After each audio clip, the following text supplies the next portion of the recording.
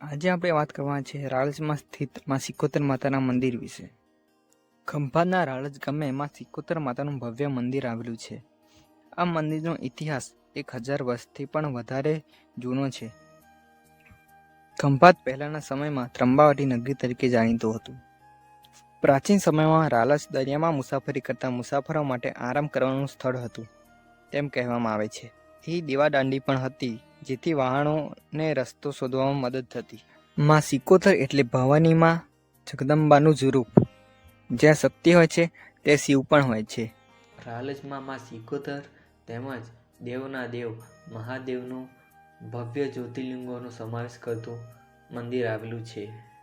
ઇતિહાસની વાત કરીએ તો એવું કહેવામાં આવે છે કે જ્યારે શેઠ જગડુસા પોતાના વહાણો લઈને કોયલા ડુંગર પાસેથી પસાર થઈ રહ્યા હતા ત્યારે દરિયામાં તેમના વહાણો ભારે મોજાઓ ઉછળવાથી ડૂબવા લાગ્યા. ત્યારે તેમને કિનારા પાસે એક મંદિર જોયું અને તેમણે અરજ કરી કે હે દેવી, તમે જે કોઈ હો મારા વહાણોને બચાવો માં. હું તમને પ્રાર્થના કરું છું, મને અને મારા વહાણોને બચાવો માં. એવી શેઠ જગડુસાએ માતાજીને અરજ કરી અને માતાજીએ શેઠ જગડુસાની અરજ સ્વીકારી અને પોતાના ત્રિશૂળની અણીએ શેઠ જગડુસાના બધા વહાણોને કિનારા પર લાવ્યા અને ત્યારથી માં સિકોતરનું નામ વહાણવટી સિકોતર પણ પડ્યું. શેઠ જગડુસાએ માતાજીને પ્રાર્થના કરી, હે માં, મારી સાથે ચાલો.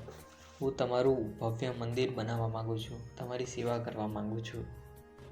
શેઠ જગડુસાની પ્રાર્થના સ્વીકારીને માં સિકોતર કોયલા ડુંગરથી રાળજમાં પ્રકટ થયા એવું પણ કહેવામાં આવે છે. માં સિકોતરને હરસિદ્ધિ ભવાની તેમજ વહાણવટી સિકોતર જગડુસાની માતાના નામે પણ ઓળખાય છે. માતાજીએ વિક્રમાદિત્યને હર એક સિદ્ધિ આપી તેથી માતાજીને હરસિદ્ધિ ભવાની તરીકે ઓળખાય છે. માં હરસિદ્ધિ ભવાની શ્રી કૃષ્ણ ભગવાનના કુળદેવી પણ છે. રાળજમાં માં સિકોતર હાજરા હજુર છે. માના દર્શન કરવા માટે દર રવિવારે તેમજ ધાર્મિક પ્રસંગો પર હજારો ભાવિ ભક્તો માતાજીના દર્શન કરવા માટે આવે છે. આજના સમયમાં પણ માતાજી પરચા પૂરે છે તેમજ હર દુખિયાઓના દુઃખ હરે છે. માતાજી પ્રત્યેનો અતૂટ ભાવ કાયમ માટે રહે તેવી માને પ્રાર્થના. જય માતાજી.